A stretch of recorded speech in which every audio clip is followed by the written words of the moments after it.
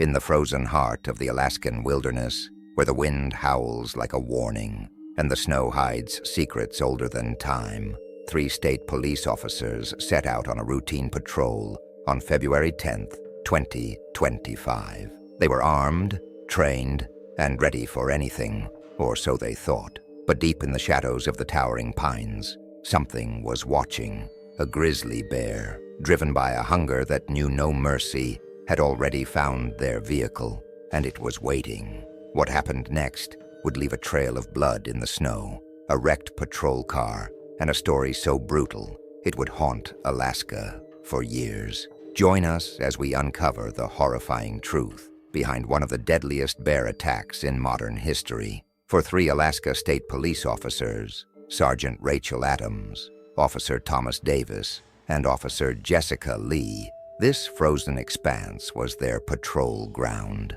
The trio had been dispatched to the outskirts of Katmai National Park after reports of unusual bear activity. Locals had whispered about a grizzly, larger than most, spotted too close to human settlements. In the dead of winter, food was scarce, and a starving bear was a desperate one. The officers knew the risks. They carried rifles slung across their chests, their breath steaming in the frigid air as they moved with cautious steps. Their mission was simple: investigate the sightings, look for tracks, and ensure the area was safe. Their patrol vehicle, a sturdy SUV with reinforced doors, sat parked just off a narrow, icy road.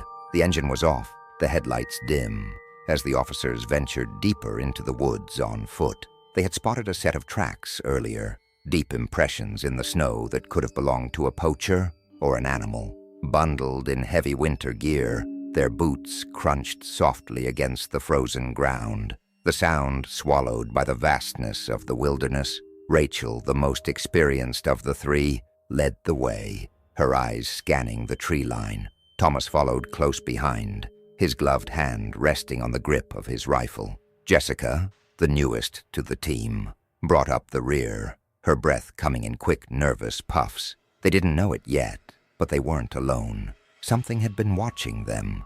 A grizzly bear, its ribs pressing against its thick, frost-matted fur, had caught their scent hours ago. The bear was massive, easily over 800 pounds, its body a testament to years of survival in this unforgiving land. Hunger gnawed at its insides, a relentless ache that drove it to take risks it might have otherwise avoided. The officers had brought food with them, protein bars, a few sandwiches, nothing much, but enough to draw the bear's attention.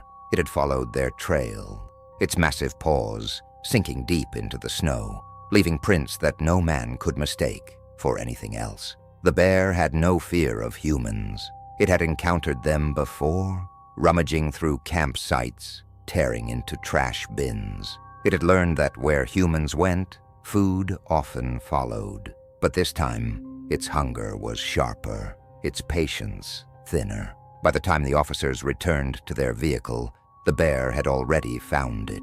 The SUV's windows were shattered, shards of glass glinting in the snow like jagged teeth. The driver's side door was bent outward, the metal crumpled under the sheer force of the bear's weight.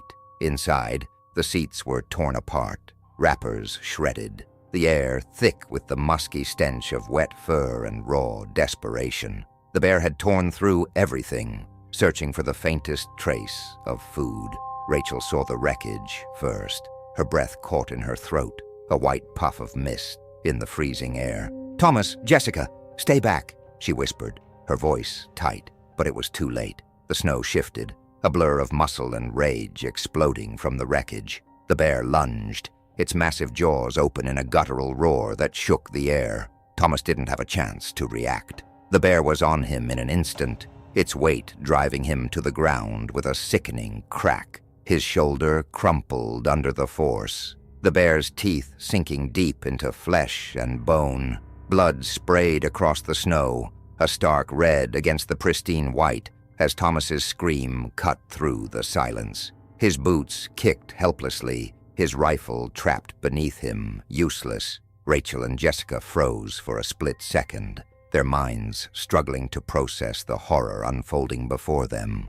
Instinct kicked in, their hands fumbling for their weapons. Rachel's fingers, stiff from the cold, struggled with the strap of her rifle. Jessica managed to unholster her sidearm, her hands trembling as she raised it. The bear let out another roar, a deep, primal sound that vibrated in their chests, sending a wave of terror through their bodies. Thomas was still alive, his face twisted in agony, his breaths coming in short, ragged gasps as the bear dragged him toward the trees. Claws raked down his side, tearing through his jacket like it was nothing, leaving trails of blood in the snow. Rachel fired first. The shot rang out, a sharp crack swallowed by the vast wilderness. The bullet struck the bear's flank, but it didn't even flinch. Adrenaline and hunger drove it forward, its eyes wild with a feverish intensity. It released Thomas, his body slumping into the snow, and turned on Rachel. She tried to fire again, but the bear was too fast. It charged, a wall of muscle and fury, barreling into her with terrifying speed. The rifle flew from her grasp, skidding across the ice as she hit the ground hard.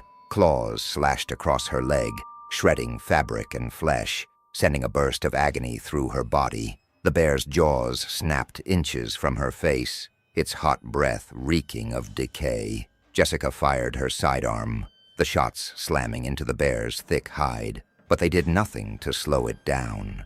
The bear turned its fury on her, its massive frame lunging with a speed that defied its size. The sheer weight of its body sent her skidding across the ice, her skull cracking against a rock. Her vision darkened at the edges, blood trickling down her face, hot against the freezing air. She tried to move, to fight, but the world tilted, her strength slipping away. Rachel, still conscious, clawed at the snow, her fingers brushing against her rifle. But before she could grab it, the bear was on her again, its weight crushed down, a deafening roar filling the air, drowning out the howling wind. She felt the unbearable pressure of its jaws closing around her torso, her ribs snapping like dry twigs. Her vision blurred, the edges darkening as her strength faded. The last thing she saw was the bear's wild eyes, gleaming with a hunger that knew no mercy. The Alaskan wilderness fell silent once more, the only sound the soft whisper of snow falling from the pines. The scene at the patrol vehicle was one of devastation. Blood soaked the snow in dark, glistening patches, spreading slowly like a grim stain. The officers' bodies lay still, their winter gear torn apart, their faces frozen in expressions of terror and pain. The bear had left nothing untouched. The SUV was a mangled wreck, its interior gutted, the air thick with the coppery scent of blood and the musky odor of the predator that had come and gone. Days later, a search team arrived, following the signal from the officer's last known location. What they found sent a chill through even the most seasoned responders. The vehicle was unrecognizable, the snow around it stained with congealed blood. The officers' bodies were mauled beyond recognition, their injuries a testament to the sheer power of the beast that had attacked them. Tracks led away from the scene, massive paw prints, deep and wide, winding into the forest. The bear had retreated, its hunger sated for now, but its presence lingered like a shadow over the land. News of the attack spread like wildfire, sending shockwaves through the tight-knit communities of Alaska. These were experienced officers, trained to handle the dangers of the wild, yet they had been caught off guard by the ruthless efficiency of nature's oldest predator. Wildlife officials identified the bear as a known aggressive individual, one they had tracked earlier in the year. It had eluded capture multiple times, its size and cunning making it a ghost in the wilderness. Efforts to hunt it down began immediately, but the task was daunting. The Alaskan wilderness stretched endlessly, vast and untamed, a labyrinth of dense forests and jagged peaks where a creature like this could disappear without a trace. Search parties combed the forests for days, their boots crunching through the snow, their rifles raised, their eyes scanning the shadows. The wind howled through the trees, carrying with it an eerie stillness that set their nerves on edge. They followed the bear's tracks, the deep impressions leading them deeper into the wilderness, through thickets of frozen brush and across icy streams. Every rustle of the branches, every snap of a twig, sent their pulses racing. They knew they weren't just hunting a bear. They were walking into the heart of its domain. On the 5th day, they found it. The bear had taken refuge in a rocky alcove, its massive frame nestled against the stone, its fur matted with ice and blood. It didn't run. It stood its ground, its dark eyes gleaming with a primal intensity, its breath steaming in the frigid air. The men who faced it moved with grim purpose, their faces set beneath the weight of their task. There was no hesitation in the shot that followed. A single crack of gunfire echoed through the valley, then another, and the great beast crumpled, its last breath leaving its massive chest in a slow, shuddering exhale. The forest around them grew quiet again, the wind whispering through the pines as if carrying the echo of the bear's final moments. The villagers who had joined the hunt stood over the bear in silence, the weight of what had happened pressing down on them. This was no ordinary grizzly.